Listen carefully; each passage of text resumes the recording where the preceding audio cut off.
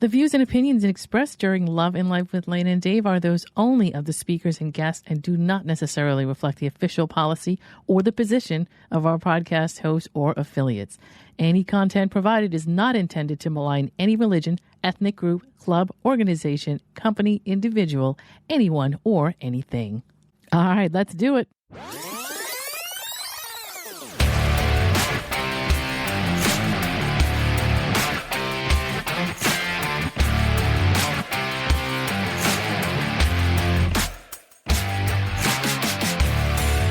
You're listening to Love and Life with Lana and Dave, the podcast where logic is power and you take control.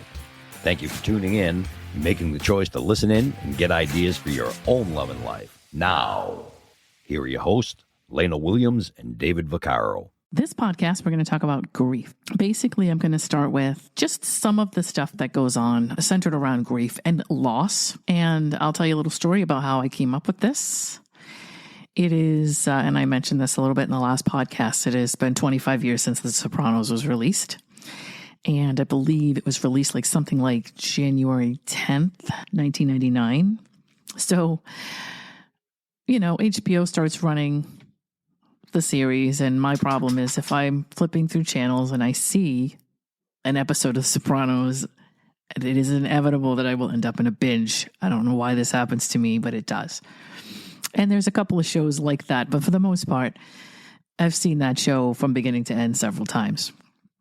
And I'm now caught up in what they did was HBO did release some of these episodes with commentary from writers and producers and all that kind of stuff. So I'm now going through all of those because it's really fascinating to me to just hear the stories and how they cast these people and what kind of personalities they had and what kind of things they did on set to get certain things that we see in the episode, how they actually set things up. That kind of stuff is fascinating to me. I love that stuff. I'm behind the scenes chick all day long, and this is the kind of stuff I love to listen to.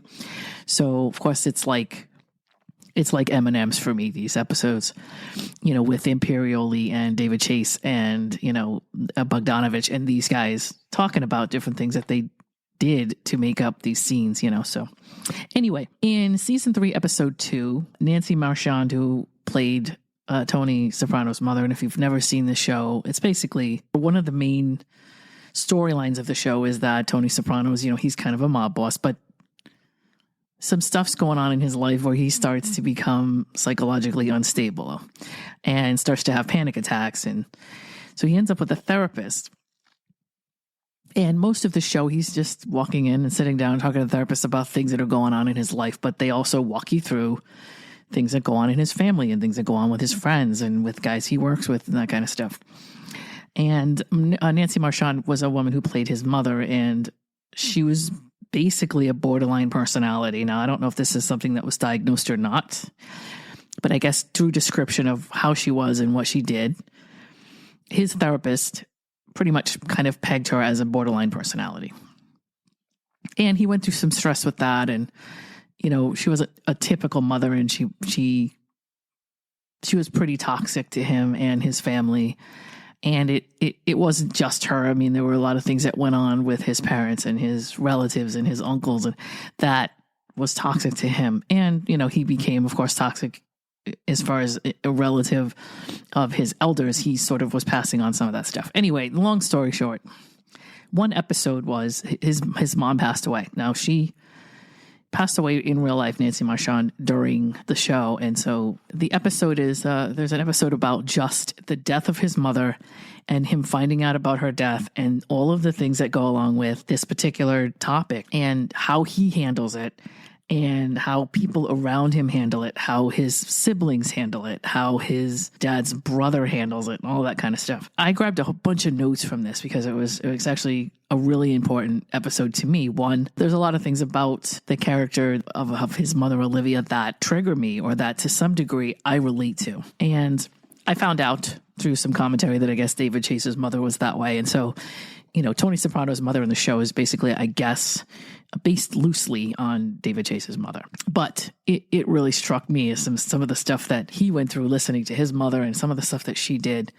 And of course, it's a show, so she was much more dangerous to her son in the show than like a real life thing. However, there were just a lot of things that she did, things that she said, manipulative tactics, triangulation, which is to pit two people in a family against each other. And if you're a mother and you pit two of your children against each other, it causes ongoing drama. And the fact that her character was a very joyless person. She was just not the type of person who was happy about anything. She was constantly complaining, and there was really no making her happy. She just was very negative. She didn't think any of her children measured up. She thought that they didn't love her. There wasn't anything that they could do to make her happy. It was just very stressful for them to try to just relate to her on an ongoing basis. So for the most part, that was kind of her character, and her children went through all these different changes as far as who they were based on what she thought of them and her perception of them and what she projected onto them. They carried, and it was very clear in the series that was how it was. So she passes away. It's basically the name of the episode is hopefully I pronounced this right. It's Proshai Livushka, right? So that's, there is a Russian caretaker that he has. This woman was taking care of his mother. So when they find out the mother's dead, they go to the house and she explains what happened because she was the one that found her and knows kind of what the ambulance guys say, as far as what happened. And so they decided, they do a shot of vodka together, and that's this toast. And in English, that means goodbye, little Livia. That's basically all it meant. But that was the beginning kind of the episode.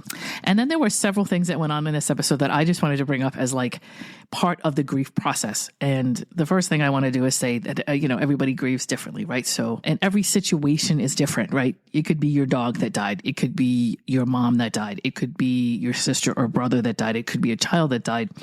So there's all these different types of expectations that you have based on whatever your life is and your family setup is, your dynamic is. And some of these deaths will come along and blindside you as far as what your expectations were. Obviously, if you have a child that dies, your expectation is that you're going to go before your child. And so you're never ready for your child to go first. And that's probably one of most parents' worst fear, is that their child, something's going to happen to their child. That's obviously a parental instinct.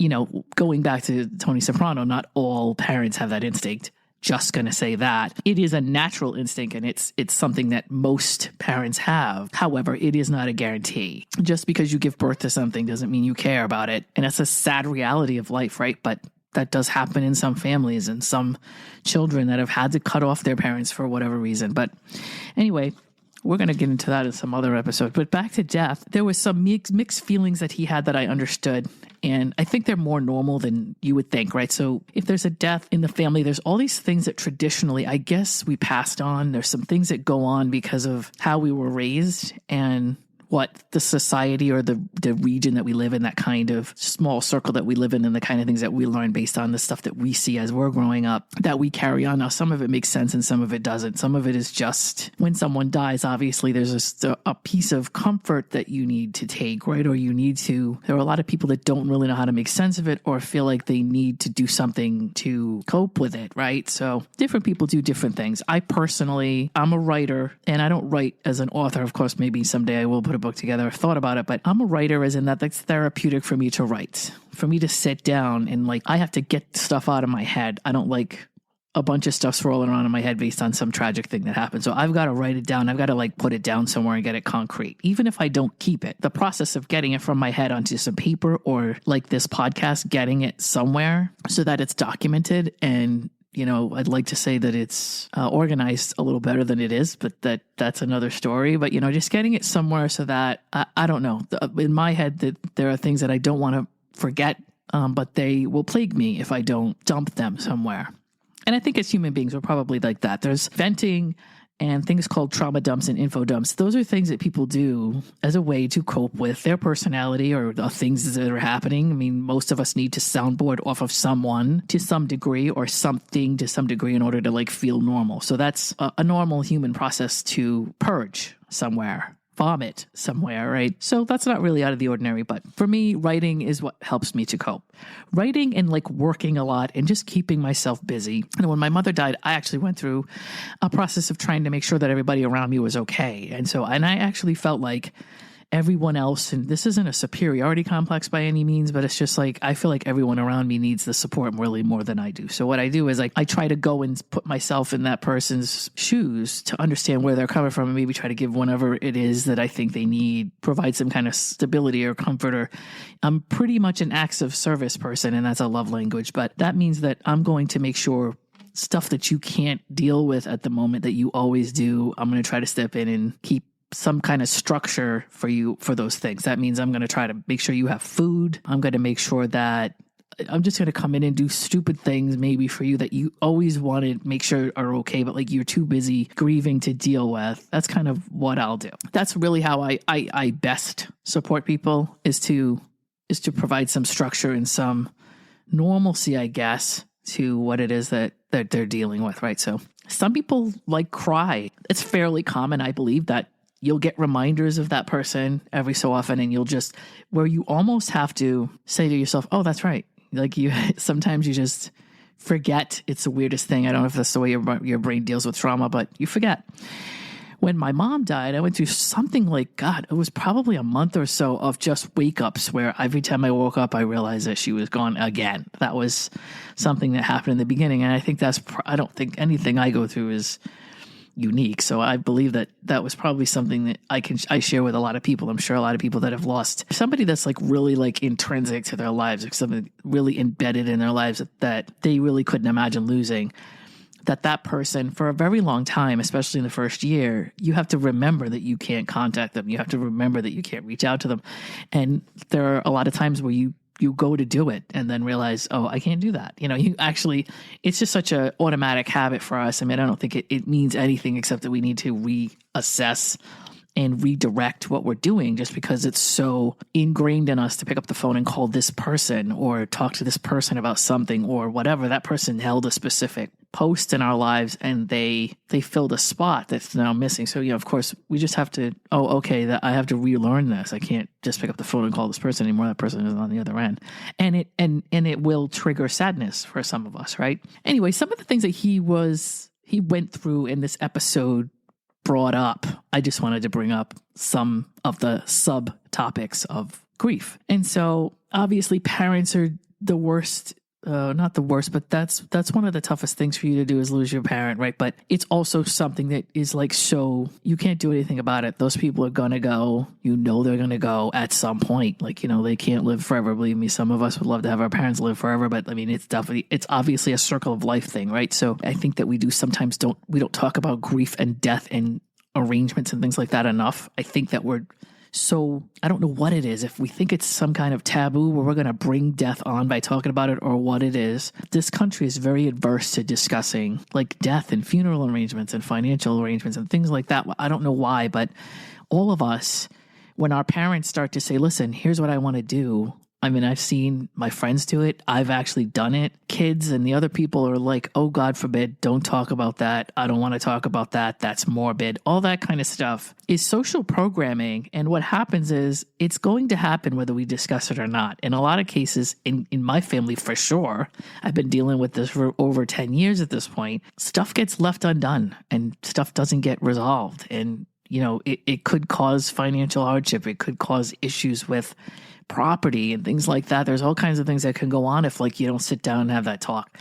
So, and I know that a lot of us don't want to do that because we want to put our heads in the sand over the fact that some people in our lives may not be there anymore, but we really need to work harder on those conversations because if the person that's talking to you about how they want their life to be or where they want things to go when they go, I mean, the least we could do out of respect for them is to sit and listen to what their wishes are, Anyway, that brings me to the wishes of Tony Soprano's mother, which was she did not want a funeral. She did not want any kind of remembrance. She didn't want anybody to do anything about it. Being that she was borderline, of course, we don't ever know what her intention was in saying that. She really may have meant it. She may have really been adamant about that because she really didn't want it. She also may have been doing it as a melodramatic thing because she did a lot of melodramatic stuff on the show where she wanted people, she was a very, hey, you got to pity me and the terrible life I've had and everything else. Like that's, and I think when his father died, it got worse, but that's the kind of thing where it does, I don't know if they really get into why she felt that way or whether she was really serious about that or not, but that came up. You know, what were her wishes? And the concept of being a good child, right? That came up as well. Am I going to be a bad son? What's going to make me look like a bad son? There's stuff that will, or daughter, there is stuff that will, you know, there's things that you want to do. And then there's things that people will walk up to you and expect you to do and ask you why you're not doing that. Because everybody's got their different, and I really wish we would understand that everybody's different when it comes to stuff like this. Once somebody's gone, they're gone. And I'm not trying to be dismissive of that. But once somebody's out of the picture, it's more going to be about the people that are left behind, obviously. But the person that gave you their wishes, you know, it is important that you don't go off the rails and do something completely different from what they wanted. Now, in the show, this is what she said. And, you know, when she passed away, they went to the funeral home.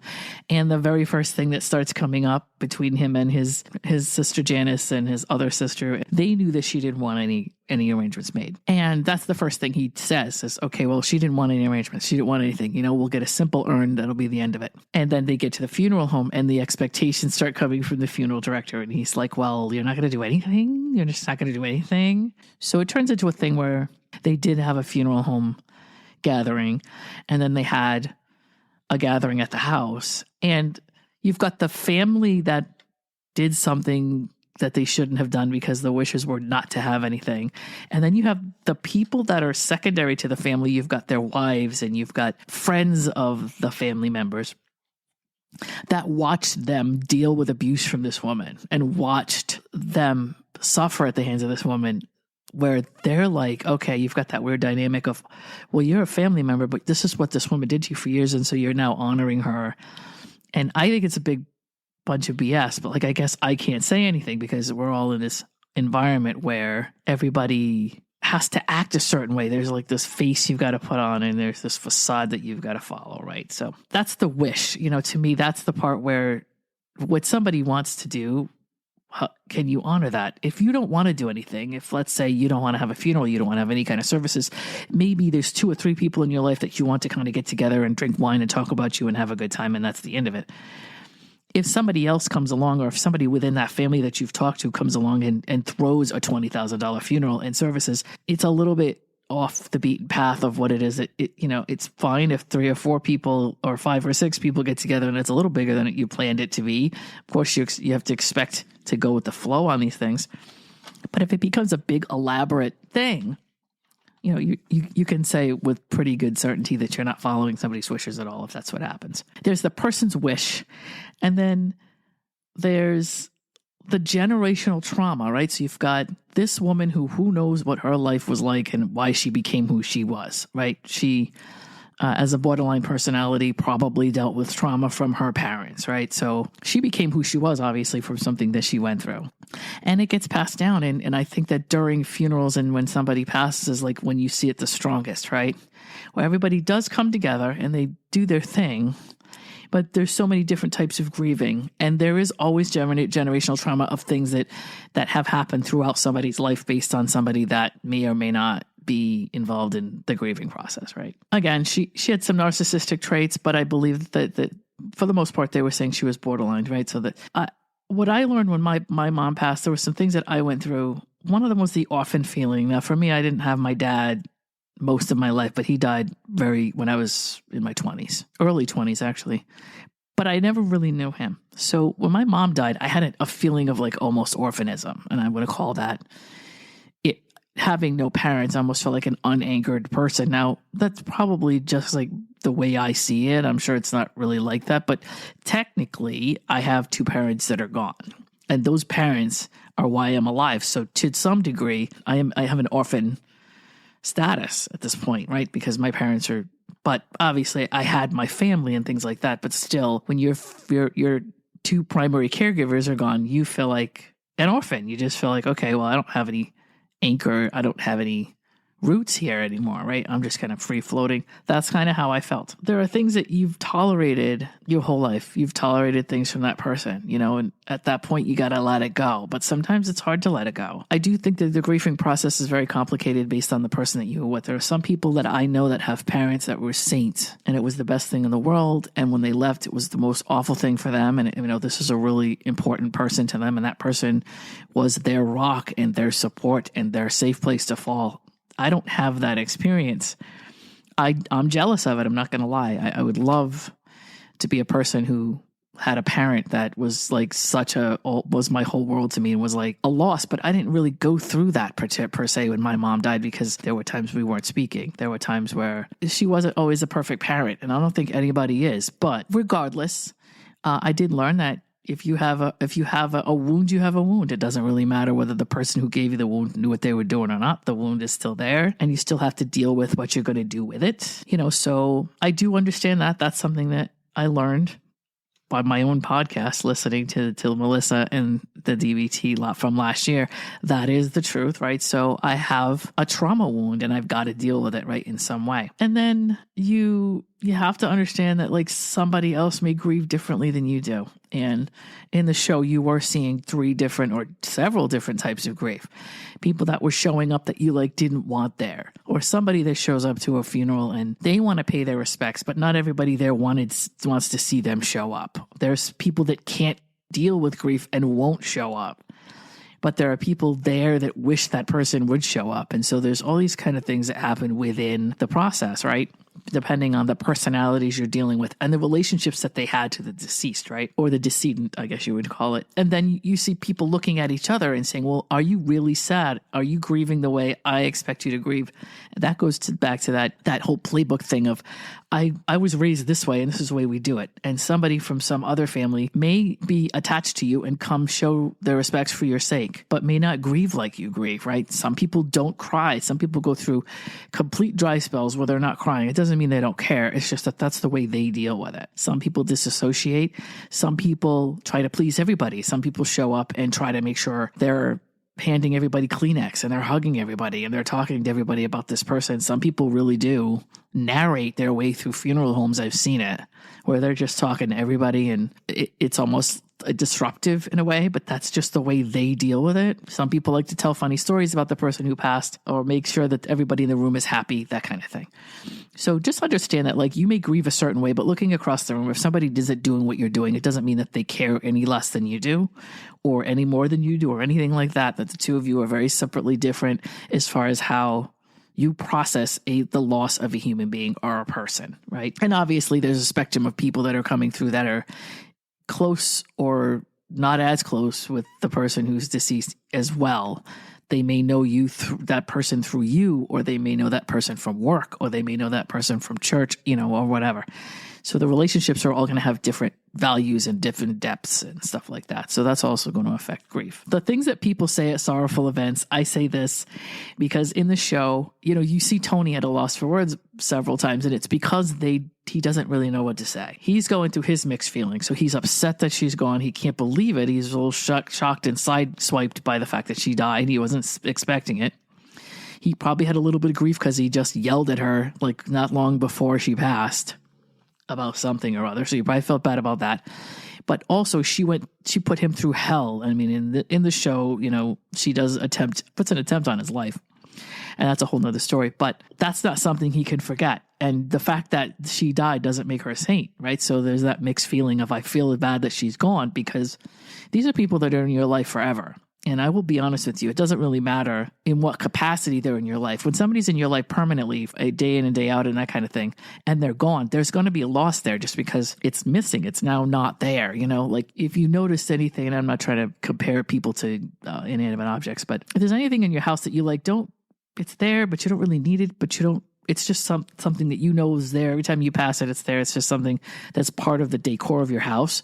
You'll notice if it's missing, you'll notice it right away. Even though you won't even notice it's there for years. You'll notice something's different about the house or about the room or about the spot in your house where this thing is if somebody was to move it. So understand that even if somebody isn't the best person in the world to you, you still may miss them when they're not there, just because they're now a missing piece of your life, regardless of what they meant to you, right? So you got that kind of feeling going on, right? So there's all these different mixed feelings that Tony's having. And you watch him try to articulate something to people that are trying to be there for him, to support him. And people just looking at him, being that he was who he was in the show, which was he was kind of a boss and an important figure where everybody kind of followed his lead. That was another part of it. But when everybody showed up to say, I'm sorry about this, and there were a couple of scenes where they were just like awkwardly standing around looking at each other because nobody knew what to say. And it doesn't even matter if she was a good woman or not. I've seen that happen in several instances where people are just not sure what to say to you. Like they want to say the right thing. Now, I do believe a lot of funerals and gatherings, the people that are there are usually trying to comfort themselves. I don't think anybody realizes that they're doing this, but they're uncomfortable with being there. They're there because they want to be there for you, but they're not usually sure what to do. They want to say, basically, most people want to just say something that's going to make everything okay. Of course, this is one of those situations where that's not possible. You know, you're grieving because you lost somebody and they can't make it better. They can't fix it. So they start reaching for phrases. And most of the time when they reach for phrases, it's, you know, we're living in a society where we've heard several just like canned phrases over things like this.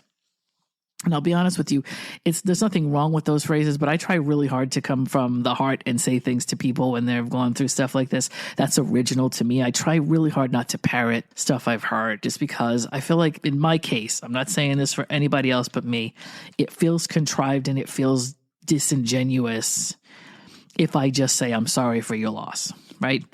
That person, and to be honest with you, I've been on both sides of this. And when you're going through the process and everybody shows up to support, you're probably not even, honestly, it's a big blur and you're probably not even paying attention to what they're saying anyway.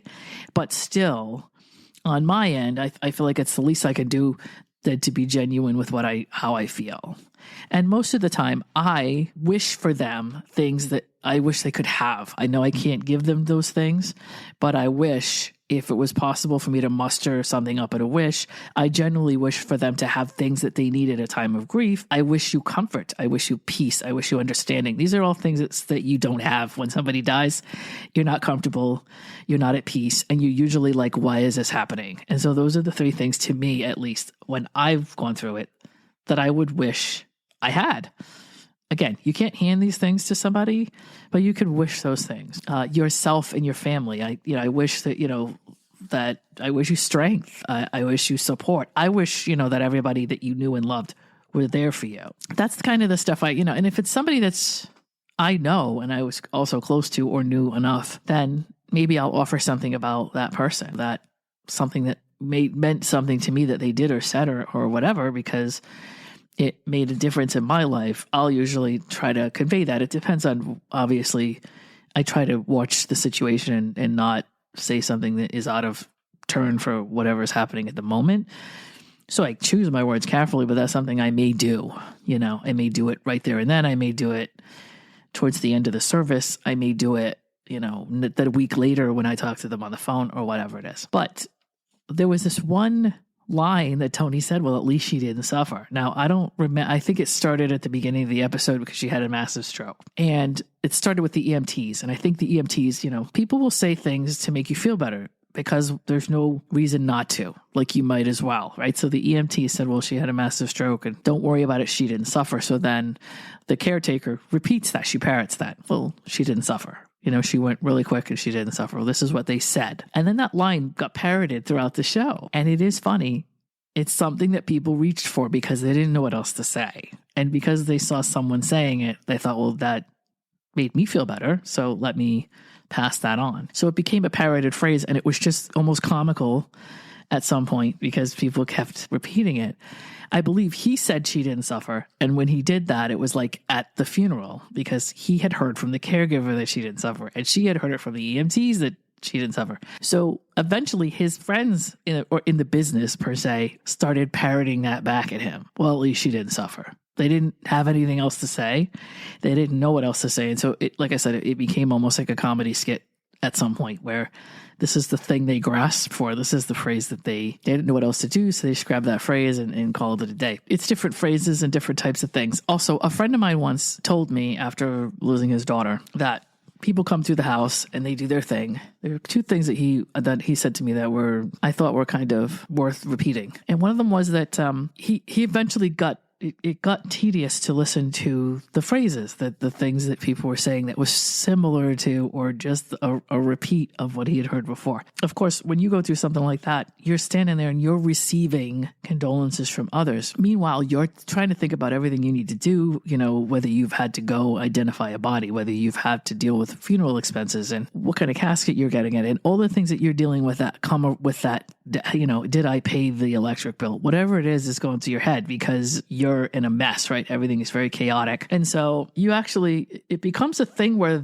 people come up to you to tell you something that I believe is almost in a way a comfort for them. Because, the funeral is really the type of thing where it's for the people that are behind, right? It's not for the person who died. It's for the people who are left. And some people do. They don't do well with grief, or they don't do well with funerals, and so they most of the time are trying to comfort themselves. And he just mentioned that to me. I can tell that people are trying to make themselves feel better because they don't know what to do. And I appreciate that, but it got to a point where there was I started listening to the same thing, and I got to the point where I didn't want to hear it anymore. Now, that wasn't in any way, shape, or form an offense to them. It's just that's where your mind's at. And this particular situation was a different thing because he was a parent that lost a child. So, you can understand the exhaustion and the overdrive and the being burned out at that point. And I think that was pretty much really more that was going on. It wasn't so much that he didn't like anybody that was talking to him. It was more like, how long do I have to stand here and listen to this? It didn't bring her back. It didn't change things. And there's a certain point in time where you're up 48 hours or you're up 72 hours and you start getting really tired and really cranky. And, you want it all to be over with. However, you also don't want everybody to leave you. So there's all that going on. So I never took it the wrong way that he said that because he was in a frame of mind where he didn't really want to speak with people. He was grieving over what was happening. And sometimes it's a going through the motions thing that you have to do that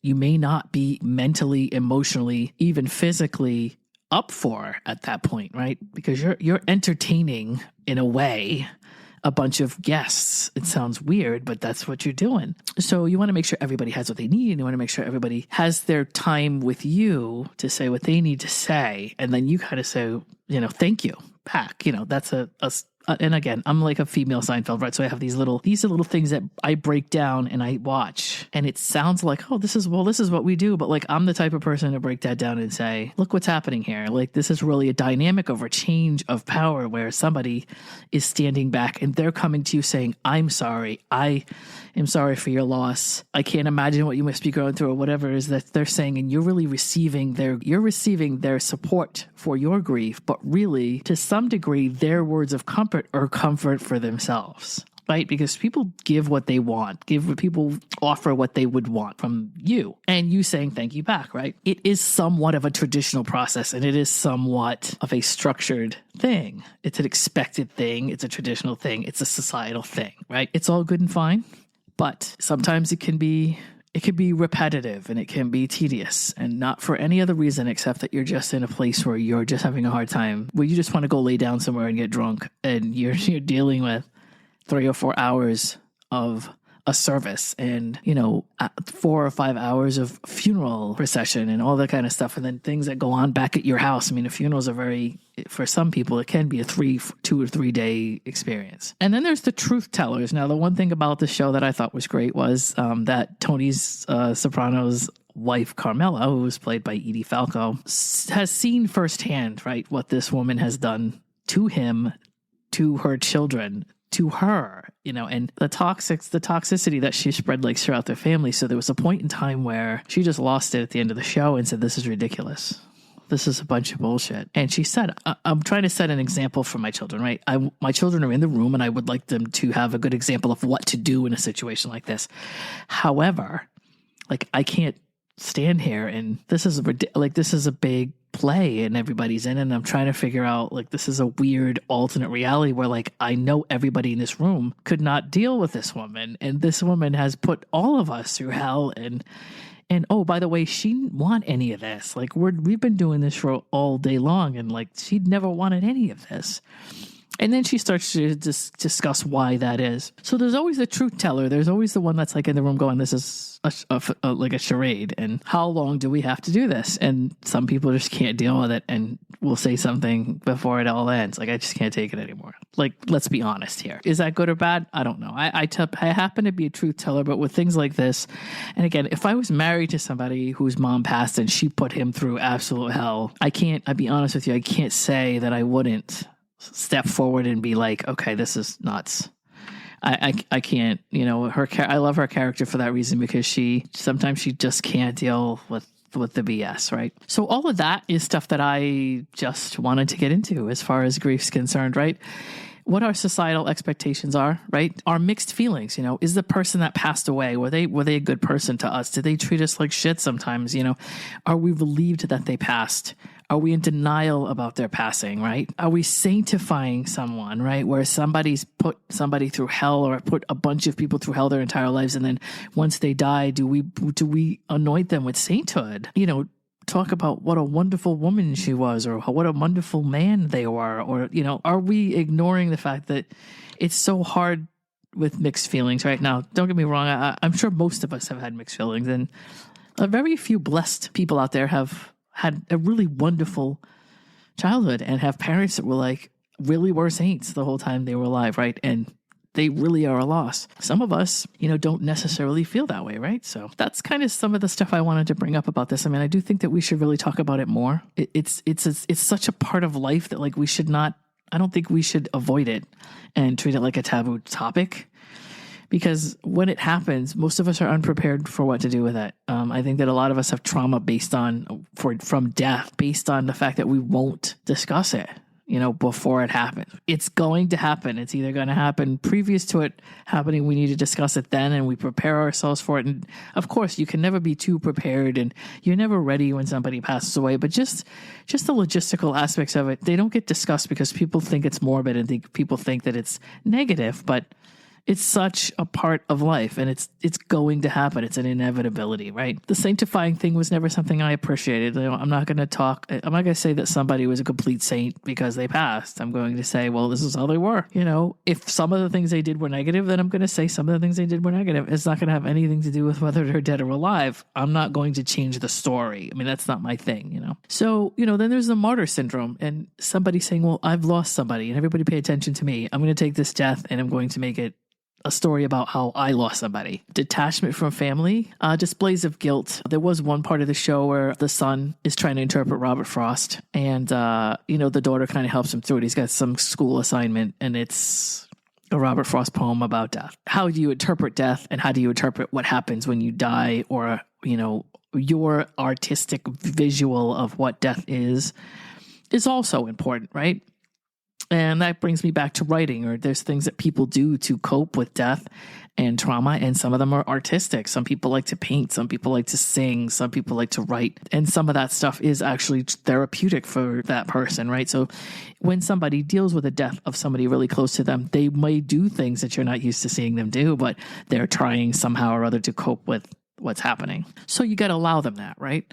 To some degree, obviously, as long as they're not hurting anybody or doing anything illegal, you kind of got to stand back and give them a space to handle it that makes sense for them, right? If it's not what makes sense for you, it's only fair that you respect their process. Toasts, remembrances, how different cultures handle it. But the one thing that we do is reflect, right? We want to, when someone else dies, whether it's somebody that we're close to, or somebody we are close to is close to, or somebody that we knew, we always do stop and say, well, that was really sad. And there is a moment of reflection. And I think the reflection is important. And I don't think we reflect enough. Well, I don't know. I guess maybe some of us do, but I think the reflection is important. It's just something to remember in the moments of things like this that happen, and in big stage things that happen, like 9/11. The reflection is something that's important, and it's important not to lose sight of that. What I'm saying is, on the other end of the spectrum, you getting pissed off because you didn't get the right kind of coffee at Starbucks. I always say that, but that's a first world problem, right? Something like 9/11, it's not ever a good thing that happens, obviously, or the pandemic, or we lost a lot of lives from that. None of that stuff is good, but it's at least a chance. If we can't get anything out of it that's decent, the only positive thing we can take from it is the reflection of how life is short, how life is random, how you just never know. You just never know, right? And we should live our lives as much as we can because we don't know how long they're going to last. And we should enjoy the people around us as much as we can because we don't know how long they're going to last. That reflection, that's important. And it's kind of a bummer that sometimes we don't get that reflection until something really huge and major happens. And then it's nice to reflect, but it's too bad that we can't remember to reflect when that's not happening. But I don't know if as human beings, if that's something, it just might be the way we are, right? We always say that, wow, well, it takes something like this to happen for all of us to work together. Well, it doesn't have to take that, but it just seems to be the way that we're wired, right? Stop and reflect. When you hear about something, let's not forget, let's not lose sight. With something like the station fire, I actually will talk about it a lot and I will watch videos of it a lot. People say that that's morbid. Well, to me, it's a remembrance of those people. If I know it's easy to just say, well, I don't want to forget about all that. That's really too much. And I feel like, well, the people that went through it, the least we could do is remember them and remember what they went through because we all survived that. That wasn't something that happened to us. I know that it's tough to stay in that place, and you don't want to stay somewhere so long that you don't move on and you don't heal from that. That's really not what I mean. But the painful memory, when it's the strongest, reminds us of, first of all, the people that we've lost. I mean, those people are people we don't want to forget. Obviously, we want to look at them in a better light than that day. And with 9/11, it's the same thing, right? You don't want to look at anything that was going on that day, but those people are important, so we don't want to forget those people and what they went through. But we also don't want to forget. We don't want to go so far as to disassociate ourselves from the event to the point where we don't learn anything from the event and we don't honor the people that went through the event, right? So I guess for me, I don't know. It might be morbid to some people for me to do that, but every year that's what I do. I kind of go through everything, watch the video, watch the documentaries, watch the fundraisers and anything else that comes up just because it's, to me, the least I could do for not having been there and not going through it. I think when we push this trauma out of our minds and say we don't want to look at this anymore and we just want to forget, I think we somehow forget the people and I think we distance ourselves from everything, and I don't know that that's something we want to do. So over 20 years later, I can't even believe that it's been so long for both 9/11 and for the station fire, where they both happened about 2 years apart, but it's crazy that as much time has gone by as it has. However, I am going to wrap this up. If I'm not receiving any compensation for this, but The Sopranos is a great show. So if you do have, you're just like sitting around going, I need to binge something. What can I do? And you've never seen The Sopranos, I would say, go ahead and do it. I believe, I know there's a couple of different streaming services that are running it. Of course, it's on Max because it's an HBO show. So they'll always have that as a streaming service. If you do have Max, or if you do have the cable channel HBO, you'll be able to on demand it anytime you want. But, that is a very good show, very well put together. And the episode that I reflected on and got all of this other stuff from was episode 2 of season 3. Once again, Proshai Livushka. That's the name of the episode. And that is Russian for Goodbye, Little Livia. And on that, I'm going to wrap it up. I will talk to you next week. I believe next week we're going to get into attachment styles or attachment disorder. We got into it a little bit last year with Melissa, but we're going to get into some of the dynamics of attachment theory because, of course, everybody out there has some sort of attachment. They're all different types, but basically we're all one of those types. So we'll get into that. Anyway, I will talk to you next week. Our website is www.lanaanddave.com. All of our platforms are there for social media, and all of our platforms are there for streaming services for podcasts. Please subscribe, download, give us a 5-star review. We'd love it. Also, buymeacoffee.com/Lana and Dave. Buy us some coffee. Have a good one. Talk to you soon. Hey, you just listened to Love and Life with Lana and Dave. Thanks for joining us, and we hope you enjoyed it. If you did, please share the podcast, leave us a comment or review, and don't forget to subscribe so you don't miss any new content. We'll see you soon.